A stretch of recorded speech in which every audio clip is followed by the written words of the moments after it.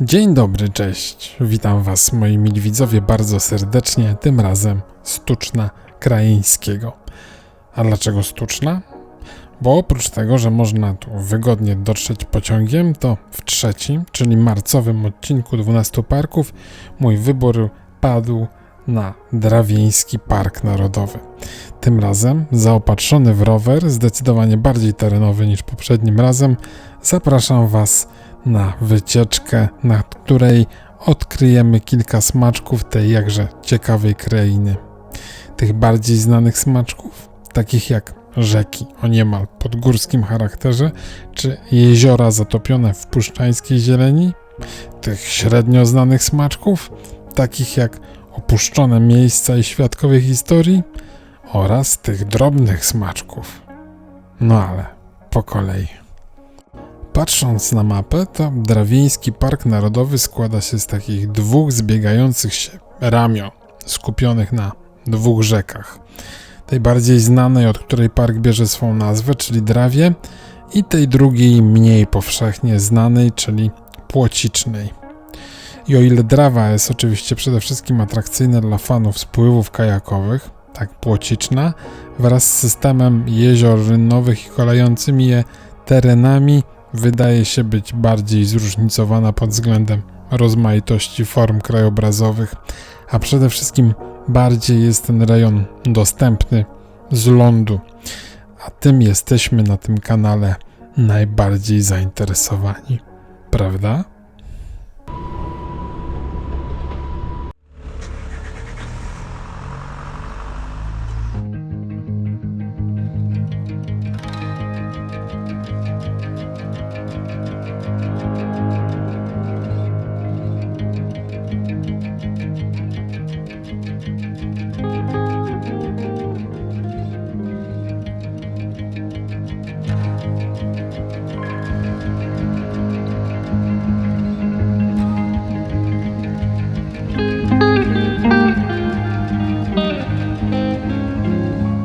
Plan jest zatem taki, żeby z Tuczna Krajeńskiego dostać się w rejon jeziora Martwia, a potem Zdroje, potem Jamno i dalej wzdłuż Płocicznej, żeby sprawdzić, oprócz czystej ciekawości krajobrazu, gdzie da się przejechać, gdzie konieczny będzie spacer, a gdzie...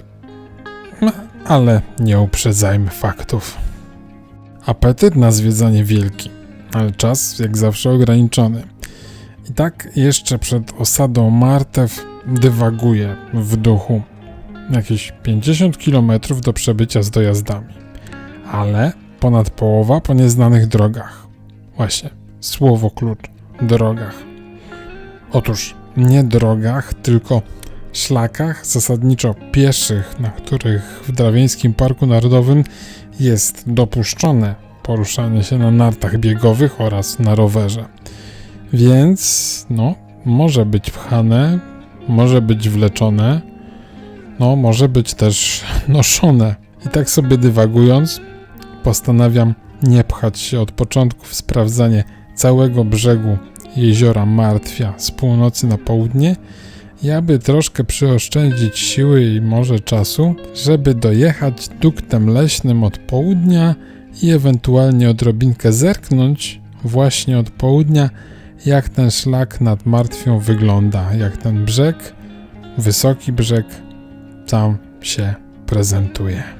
No i sam dukt też ciekawy wielce jest. Przez spory kawałek wiedzie taka oto trasa. Bruk zabytkowy po jednej stronie, piaskowy wydept, to znaczy jak jest wyjeżdżony, to chyba bardziej wyjazd, po drugiej stronie, i tak się to toczy.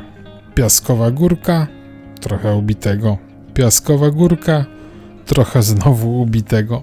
Nie jest tego dużo. Trakt zmienia się najpierw w taki, chyba można powiedzieć po staropolsku, gościniec, i jakieś 3 km od osady Martew docieramy do granicy Parku Narodowego i tutaj już ewidentnie przyroda, zieleń, wszystko wokół nas gęstnieje.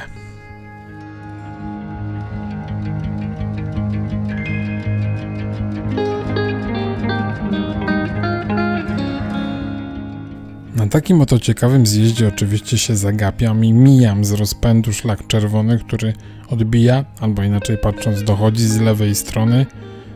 Nie z lewej, z prawej strony. Jadąc, zjeżdżając w dół, to z prawej strony, wracając z lewej. Ale ciekawość zwycięża i cofam się te parę metrów, żeby sprawdzić, jaką rzecz to drogę, ścieżkę pominąłem, jadąc właśnie na skróty ze wsi Martew, a nie cały czas brzegiem jeziora. No i ogólnie chyba dobrze zrobiłem. No i jest ładnie, miło i z takimi ograniczonymi widokami na jezioro Martwia. Fajne miejsce, na pewno fajne miejsce na spacer, ale żeby tędy cisnąć specjalnie gdzieś tamtędy na kółkach, no to niekoniecznie.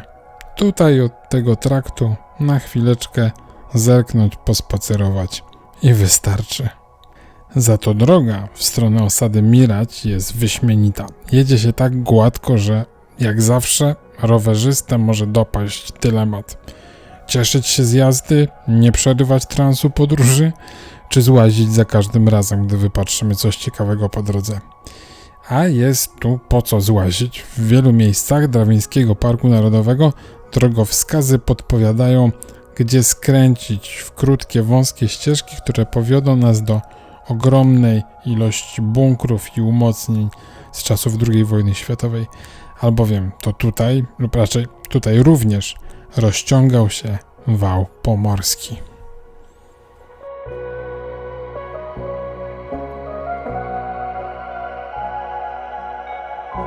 Ale umocnienia i czasy II wojny światowej to tylko jeden z wielu składników esencji tego rejonu.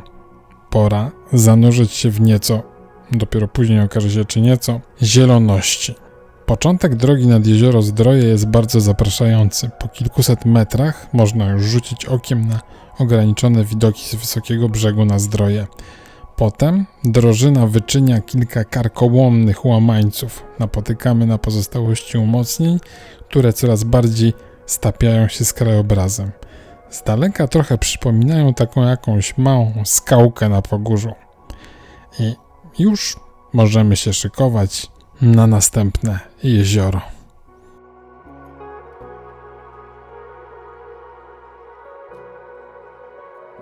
Początek trasy nad Jamnem to strome zejście nad samo jezioro i trochę chaszczy. Jest to teren wybitnie spacerowy. Jednakże, żeby się wycofać do drogi, to trzeba by przebyć cały odcinek nad jeziorem Zdroje ponownie z powrotem. Nie ma tu jakichś żadnych alternatyw w bok. No więc cóż, decyduję się na wypych, nie zdając sobie sprawy, że przebycie najbliższego około kilometra zajmie mi prawie 20 minut. Widoki na Jamno, oprócz początkowego zejścia w rejon wody, też są nieco, tak jak w przypadku większości chyba jezior rynnowych, ograniczone.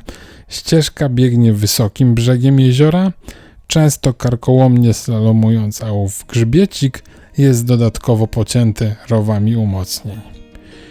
Moja rekomendacja dla cyklistów jest taka: lepiej chyba podjechać drogą od strony osady Mirać, tyle ile się da, i zrobić po prostu mały spacer. A oto i wspomniana droga, która wiedzie przez mostek na Płocicznej. Płociczna jest w swym kształcie, można tak chyba powiedzieć, jak najbardziej drawieńska. Płytka, właśnie trochę przypominająca podgórski potok, chociaż w tym rejonie jeszcze z takim spokojniejszym nurtem i jeszcze niezbyt wysokimi brzegami.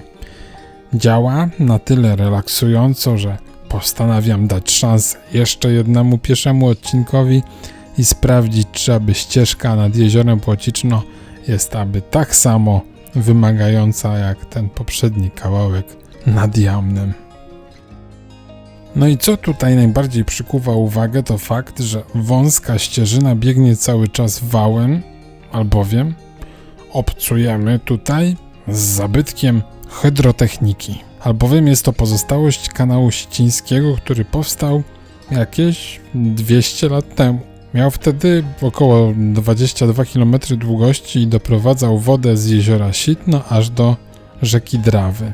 Jego zadaniem było nawadnianie okolicznych łąk oraz zasilanie stawów rybnych koło rybażówki.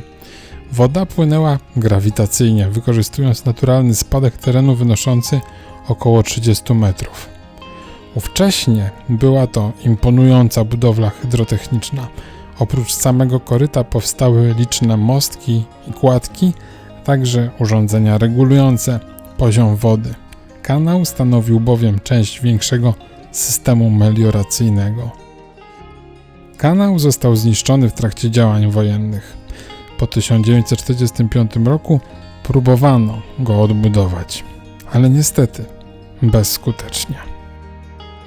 Pod koniec tego odcinka nad jeziorem Płociczno muszę przyznać, że mam już trochę dość i z przyjemnością już bym po prostu pojeździł na rowerze. Nawet jeżeli łudziłem się, że jestem jeszcze w stanie przebyć szlak wzdłuż następnego jeziora Ostrowiec, to muszę przyznać, że to sobie zostawię na jakąś osobną wycieczkę. A nad połączony ten właśnie akwen Ostrowca i Głuchego dotrzemy jeszcze dzisiaj okrężną, ale rowerową drogą. Dodatkowo chyba bobry delikatnie sugerują, że ruch tutaj jest bardzo niemile widziany. Poczyniły właśnie świeżą blokadę na ścieżce. I tuż przed końcem tego etapu w efektownym przesmyku Płocicznej można dostrzec ruiny dawnej, małej elektrowni, która dostarczała prąd do niewielkiej, nieistniejącej już osady Pustelnia.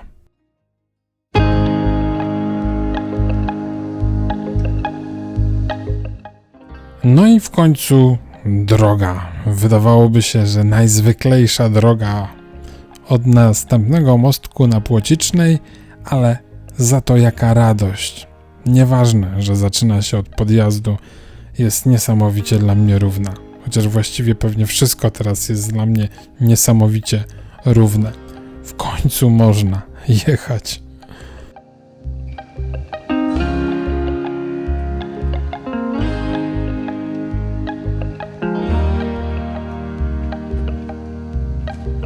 Teraz to nawet bruk jest niestraszny, bo na drodze troszkę go napotkamy. Aż się w ogóle i tak nie chcę zatrzymywać. Pierwszy mały przystanek robię po 5 kilometrach na następnym mostku, oczywiście na Płocicznej. Nie wiem, może Drawa to jest jakaś taka za duża rzeka dla mnie, ale właśnie Płociczna robi na mnie takie najprzyjemniejsze wrażenie. Może mi bardziej po prostu przypomina jakiś górski potok. Drugi przystanek po następnych 5 kilometrach przed osadą Ostrowite. Przed osadą, albowiem tutaj leży jeden z najciekawszych zachowanych dawnych cmentarzy tej krainy. Pochodzący z 1856 roku ewangelicki cmentarz parafialny z dobrze zachowaną ruiną kościoła z XVIII wieku. Jeszcze jeden, ale jakże istotny, składnik tej esencji drawieńskiej.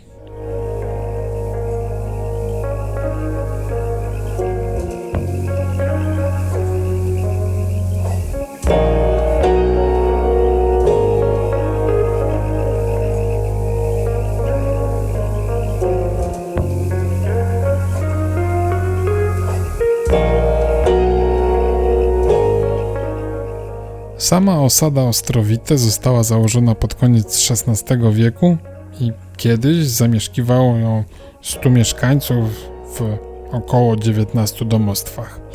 Do dzisiaj przetrwały 4 domy, budynki reglowe z końca XIX wieku. Rozmiar dawnej osady możemy sobie wyobrazić, jadąc właśnie okazałą Aleją Klonową. I teraz jeszcze tylko pytanie. Czy jechać jeszcze nad następne jezioro, bo tuż obok jest jezioro Czarne? Chyba nie. Chyba ten kanał Sicieński dał mi już wystarczająco w kość. Już będę się trzymał po prostu tylko głównego traktu. Jeszcze jedziemy, jeszcze pojedźmy nad Głuche.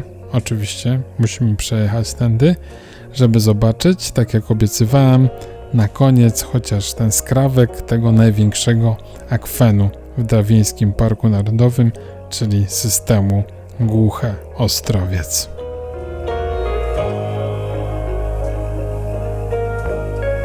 No i tutaj po ponad 3 godzinach tej jakże niespiesznej eskapady spotykam pierwszy wytwór współczesnej cywilizacji – parking. Jest to, jak na tę chwilę, widok dość osobliwy dla mnie, wszakże przez ostatnie 3 godziny spotkałem dokładnie 2 osoby. Z parkingu nad brzeg jeziora jest już tylko kawałeczek. Z jednej strony ciekawość podszeptuje: o, widzisz, szkoda, że nie sprawdziłeś tego brzegu jeziora, a tutaj tego szlaku. Tam za zakrętem na pewno jest coś fajnego, jest jeszcze fajniej. Tutaj widać tylko taki kawałek, malutki kawałek. Ale z drugiej strony, uważnie się przyglądając mapie, chyba tylko na komucie, w powiększeniu, na trasie szlaku żółtego można dostrzec, niejedne schody. Więc na pewno jest to zakątek warty dokładnego obadania, ale być może do obadania na pieszo.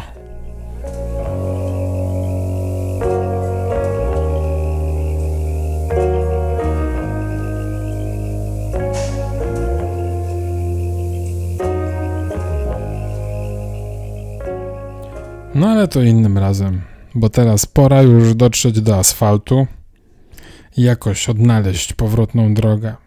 Z Głuska najwygodniej chyba będzie wydostać się w kierunku na Stare Osieczno. Dalej jest dość wygodna droga na krzyż, ale tą już widzieliście w pierwszym, nieco zimowym filmie z Naddrawy. A jeżeli nie widzieliście, no to teraz jest najlepsza pora, żeby to nadrobić. Link do tamtej relacji oczywiście możecie znaleźć w opisie do tego filmu. I jeżeli nie widzieliście i nie subskrybujecie mojego kanału, to teraz jest też najlepsza chwila, żeby zasubskrybować. Gorąco zachęcam. I teraz jest też najlepsza chwila, żeby się z wami pożegnać, ale tymczasowo, bo do następnego razu. Dzięki za wspólnie spędzony czas dzisiaj. Do zobaczenia. Cześć.